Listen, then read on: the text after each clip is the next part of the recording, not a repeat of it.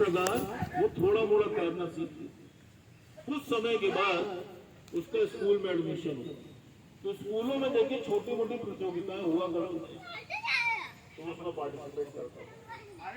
अब वो जब 7 साल का ही था तभी वो 12 साल की उम्र की प्रतियोगिता की।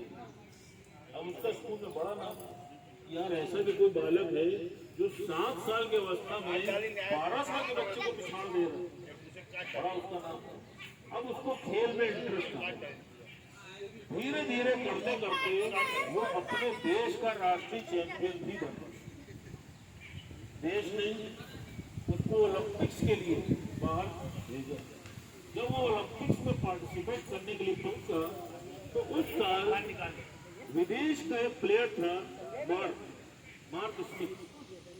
उस खिलाड़ी ने स्विमिंग जैसे खेल में ही 7 ओलंपिक मेडल जीते, गोल्ड मेडल। ये जो फिलिप्स था उसको देख करके बड़ा इंकरेज हुआ और इसके मन में भाव आया कि यार ये व्यक्ति 7 मेडल जीत सकता है तो मैं 8 जीत सकता। उसने क्या किया, उसने वहां से आने के बाद अपने देश में प्रेस कॉन्फ्रेंस किया और प्रेस कॉन्फ्रेंस करने के बाद उसने ये ऐलान किया कि मैं अगले ओलंपिक्स में 8 मेडल जीत के, गोल्ड मेडल, सिर्फ मेडल नहीं, मेडल तो सिल्वर भी होता है, ब्रॉन्ज भी होता है। कहा मैं 8 गोल्ड मेडल जीत के दिखाऊंगा, ये मेरा वादा है। अब उसके देश में उसकी खिल्ली उड़ने लगी। कहा कि ये 1 मेडल तो जीत नहीं पाया, ये 8 मेडल क्या जीत के दिखाएगा। अब देखिए वो व्यक्ति जो था उसने अपने घर में, अपने कमरे में, अपने बाथरूम में, जहां जहां भी वो बैठता था उस सब जगहों पे उस खिलाड़ी के पोस्टर लगा दिए। क्यों? क्योंकि वो उसको बीट करना चाहता था और उसी पर फोकस था। जो स्मिथ था वो डेली 8 घंटे स्विमिंग की प्रैक्टिस किया था और क्योंकि फिलिप्स ने उसको चैलेंज दिया था तो ये डेली 12 घंटे प्रैक्टिस किया था।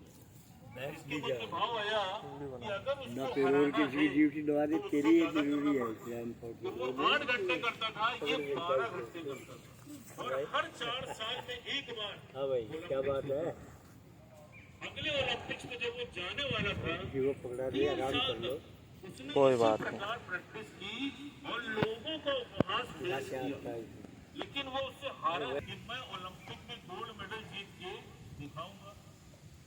कहा नहीं, तुम पहले अपनी लाइफ को सेव करो, अब तुम जीतना छोड़ो, तुम पार्टिसिपेट भी नहीं कर सकते। क्यों? क्योंकि तुम्हारा हाथ टूट गया और स्विमिंग में बिना हाथ के आप हेल्पलेस है।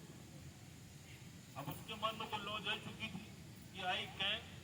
उसने क्या किया, उसने भगवान को थैंक्स अदा किया और उसने भगवान से बोला कि प्रभु बहुत अच्छा किया कि तुमने मेरा हाथ तोड़ा, अब जो है मैं पैर से मेडल जीत गया। आप देखो कितनी बड़ी बात है। जैसे गुरुजी बोलते हैं ना, कहीं पे भी निगेटिव मत होना। देखो वो व्यक्ति हताश नहीं हुआ, परीक्षा उसके पास आई लेकिन वो वहां पे भी पॉजिटिव रहा। उसने कहा गुरुजी अब मैं पैर से मेडल जीत के दिखाऊंगा। उसने क्या किया, उसने 1 साल तक सिर्फ अपने पैर से मूवमेंट शुरू कर दिया। क्यों? क्योंकि उस समय जो फ्री स्टाइल होता था लोग हाथ से ही स्विमिंग करते थे। उसने 1 साल सिर्फ लेग से मूवमेंट करना शुरू कर दिया। क्यों? क्योंकि उसके हाथ का मूवमेंट हो नहीं सकता था, जिस कारण से उसका जो लोअर पोर्शन था वो इतना स्ट्रॉन्ग हो गया, उसका जो मूवमेंट था वो बहुत फास्ट था।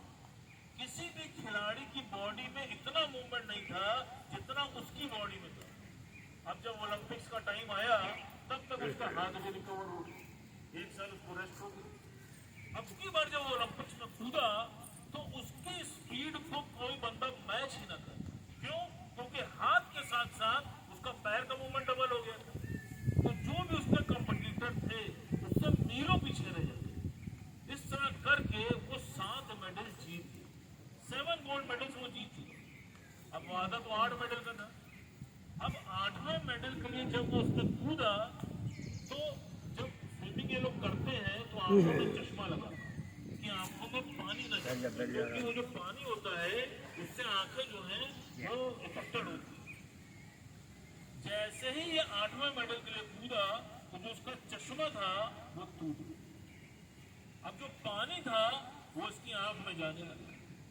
अब अगर ये रुकता तो रेत स्टार्ट हो चुकी थी, बाहर हो जाती।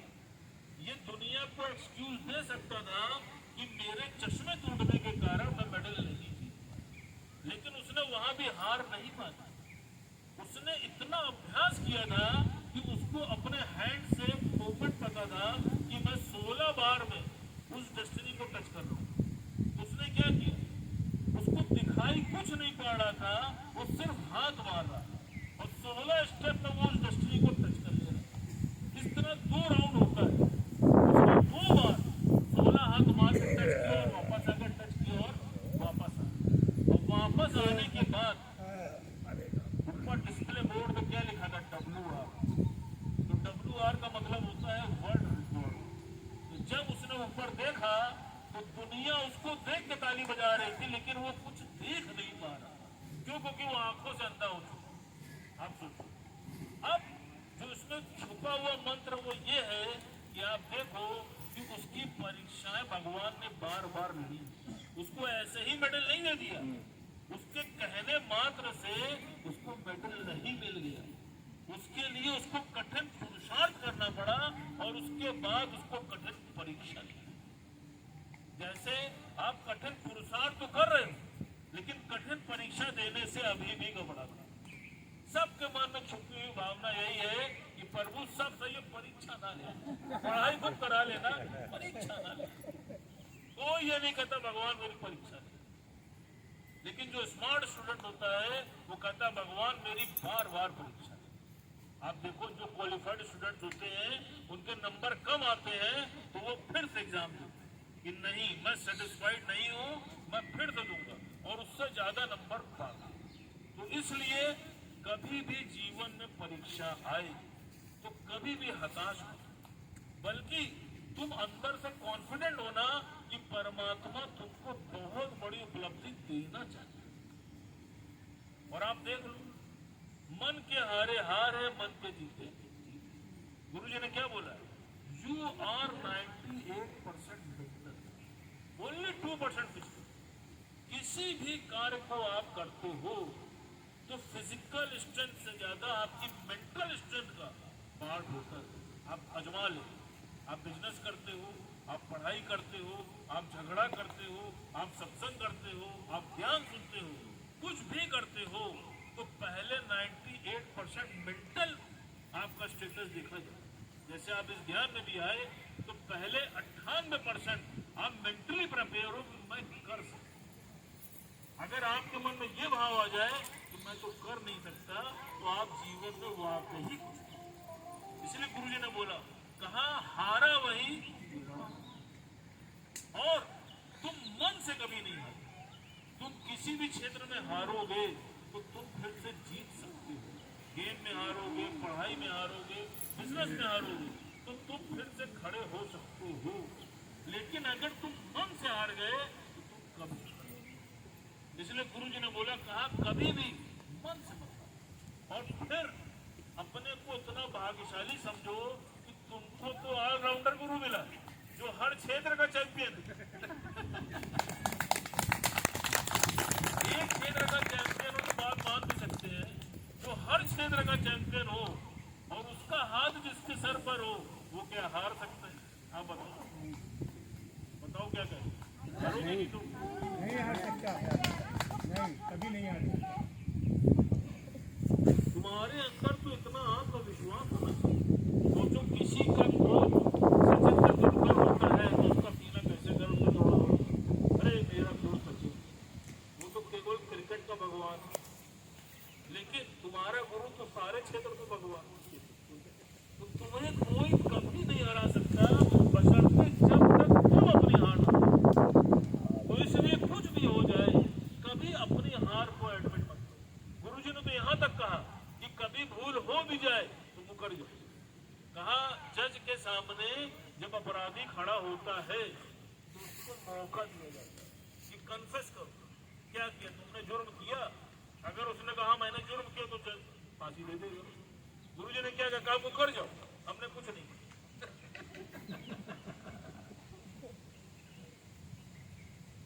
जीवन में कभी गिर भी जाते हो तो कोई बात नहीं, फिर खड़े हो जाओ।